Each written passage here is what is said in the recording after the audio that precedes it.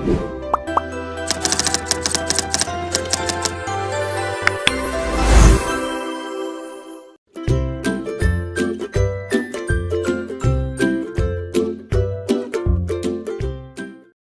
teman-teman Sobat CPNS, sekarang kita akan mencoba kembali menyelesaikan soal-soal. Jadi untuk soal yang pertama kita lihat, semua wanita senang perhiasan dan kosmetik. Si C senang kosmetik tetapi tidak senang perhiasan. Nah kita lihat kesimpulan, opsi kesimpulannya. A. Si C wanita yang senang kosmetik. B. Si C wanita yang tidak senang perhiasan.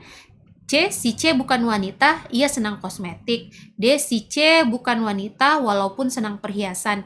E. Si C wanita yang senang kosmetik meskipun tidak senang perhiasan. Teman-teman, kalau kita lihat premis yang pertama ya, semua wanita senang perhiasan dan kosmetik. Jadi, semua wanita itu syaratnya harus senang perhiasan dan kosmetik. Jadi teman-teman, ini merupakan kalimat konjungsi ya, karena ada kata penghubung dan. Jadi syarat untuk menjadi seorang wanita itu adalah senang perhiasan dan senang kosmetik. Jadi kalau salah satunya tidak terpenuhi, jadi kalau perhiasan tidak terpenuhi atau kosmetik tidak terpenuhi, maka bukan wanita ya teman-teman. Jadi karena semua wanita, jadi saya ulangi, jadi semua wanita itu adalah senang perhiasan dan kosmetik. Jadi karena di sini adalah bentuk kalimat konjungsi, jadi ada kata penghubung dan. Jadi semuanya harus terpenuhi, jadi harus suka perhiasan dan suka kosmetik. Kemudian kita lihat premis yang kedua, si C senang kosmetik tetapi tidak senang perhiasan. Nah, karena tidak senang perhiasan berarti salah satunya tidak terpenuhi ya, maka si C ini bukan wanita. Ya teman-teman, paham ya penjelasannya? Jadi kita cek nih, kita cari yang bukan wanita. Nah, ternyata A bukan, B juga bukan, C iya, kita checklist dulu, D iya, kita checklist, kemudian C, E itu bukan ya teman-teman, jadi ini bukan. Jadi antara C dan D, kita lihat, si C bukan wanita, ia senang kosmetik. D, si C bukan wanita, walaupun senang perhiasan. Nah, kita lihat, ternyata yang D ini walaupun senang perhiasan, ternyata kan di premisnya itu tidak senang perhiasan, berarti ini bukan ya jawabannya.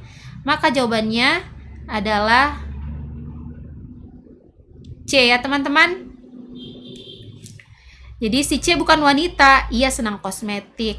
Oke, kita ke soal selanjutnya. Ya, kita soal berikutnya, teman yang baik adalah yang dapat menerima keadaan kita. Sebagian teman dari desa A tidak menerima keadaan kita. Jadi triknya kita lihat dulu ya premisnya. Jadi karena ada kata sebagian, jadi untuk premis yang kedua menggunakan kata sebagian, berarti jawaban dari simpulan itu pasti jawabannya sebagian. Nah, kita lihat pilihan jawabannya. Jadi C ini semua berarti sudah bukan, B juga bukan, A semua bukan, B bukan, dan E bukan. Jadi antara C dan D ya teman-teman. Nah, kita lihat sebagian teman di desa A adalah teman yang baik. D, sebagian teman yang baik berasal dari desa bukan A. Nah, kita baca kembali premisnya, teman yang baik adalah yang dapat menerima keadaan kita. Sebagian teman dari desa A tidak menerima keadaan kita. Coba kita lihat ya. Jadi sebagian teman di desa A adalah teman yang baik. Nah, karena di premisnya itu sebagian teman dari desa A tidak menerima keadaan kita, jadi sebagian ini tidak menerima keadaan kita, otomatis sebagian teman yang lain itu adalah teman yang baik, teman-teman. Jadi karena sebagian tidak menerima keadaan kita, berarti sebagiannya lagi menerima keadaan kita. Ya teman-teman, menerima. Jadi kalau misalnya ini saya buat lingkaran, nah sebagian ini menerima keadaan kita, jadi menerima. Nah yang lainnya itu tidak menerima, tidak ya. Jadi kemudian teman yang baik adalah dapat menerima keadaan kita. Jadi yang menerima ini adalah teman yang baik. Ya teman-teman, maka jawabannya itu ada di C. Sebagian teman di desa A adalah teman yang baik. Paham ya teman-teman penjelasannya? Kita lanjutkan ke soal selanjutnya. Bila naik kereta api harus membayar kontan atau memakai tiket abonemen. Raffi naik ke kereta api padahal tidak membayar kontan. Nah, teman-teman, jadi ini kita perhatikan. Jadi ini ada bentuk kalimat disjungsi ya. Jadi ada kata penghubung atau.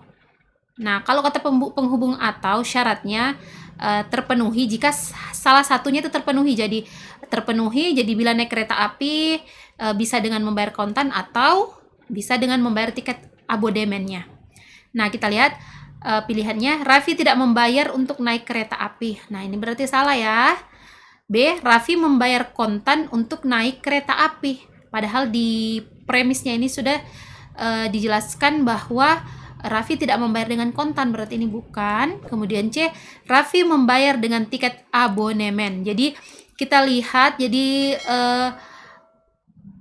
sepertinya jawabannya C ya teman-teman. Jadi kalau Raffi di premis kedua, Raffi naik kereta api tidak membayar kontan, berarti Raffi pasti membayar dengan menggunakan tiket abonemennya. Jadi jawabannya C teman-teman. Sekarang kita lihat pilihan D dan E dulu. Raffi tidak mempunyai tiket abonemen, jadi ini salah. Raffi tidak mempunyai uang kontan. Nah, ini bukan juga. Jadi jawabannya di C. Oke teman-teman,